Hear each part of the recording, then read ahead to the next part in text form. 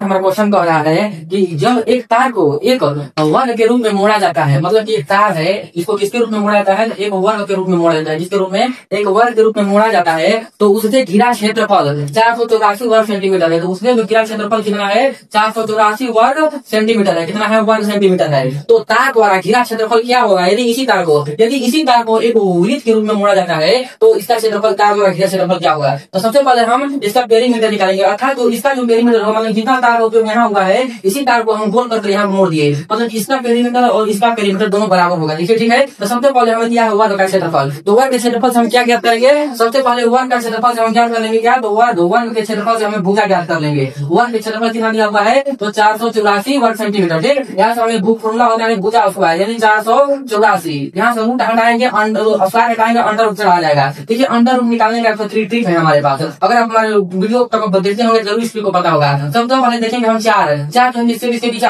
Square आ रहा है, तो 2 का स्क्वायर पीछे आएगा, 2 बार लिख देंगे। ठीक है, यूनिट डिजिट 4 आएगा 2 का स्क्वायर, और हमारा कितना 8 का स्क्वायर। ठीक है, जबकि 2 गुणे 3 जो है, 3 में 6 जो है 4 से छोटा है, तो 22 होगा, 22 का स्क्वायर हमारा हो जाएगा। यानी इसका अंडर रूट में निकलेगा हमारा क्या, तो 22 हो जाएगा। क्या, बराबर 22 हो जाएगा। इसको आप तो अभी देख लीजिएगा तो यही होगा। ठीक है, विश्वास नहीं है तो देख लीजिएगा कैसे स्क्वायर करता है। 22 का स्क्वायर करिएगा कितना होगा, 2 गुना 4 4 0 8, यानी 484 यहाँ पर स्क्वायर भी आ रहा है। ठीक है, ये सब ठीक है। अगर वीडियो को लास्ट तक हमारे जो देखिएगा सब वीडियो को बारी से आपको सब ट्रिक को मालूम चलेगा। देखिए सबसे पहले एक परिमाप निकालिए, तो इसका परिमाप निकालिए, क्योंकि इसी तार को हमें वृत्त बनाया गया है, तो मतलब कि वर्ग का परिमाप, जो वर्ग है, वर्ग का परिमाप होगा किसके बराबर, तो वृत्त है, वृत्त की परिधि के बराबर होगा। किसके बराबर होगा, वृत्त की परिधि के बराबर होगा, क्योंकि इसी तार को वृत्त रूप में मोड़ा गया है। ठीक, तो वर्ग का परिमाप हमारा कितना हो जाएगा, 4a। वृत्त का जो परिधि का फॉर्मूला होता है 2 पाई into r होता है। ठीक, यहाँ से 4 गुणे a का मान हमारा कितना है, तो 22 है, और यहाँ से 2 गुणे पाई का मान हमने 22/7, यहाँ से हमें r का मान ज्ञात हो जाएगा। देखिए 22 से 22 कैंसिल हो गया, 2 से 22 कैंसिल हो गया, 2 बार में यानी 7 गुना 14, यानी r का मान मतलब त्रिज्या हमारा आ गया 14 सेंटीमीटर। तो हमसे पूछ लिया रहा है कि वृत्त के रूप में मोड़ा जाता है, तो इस वृत्त का घिरा क्षेत्रफल, यानी इसका क्षेत्रफल ज्ञात करना है। तो वृत्त का क्षेत्रफल हम ज्ञात कर देंगे। वृत्त का क्षेत्रफल का फॉर्मूला क्या होता है, तो वृत्त के क्षेत्रफल का फॉर्मूला हो जाएगा हमारा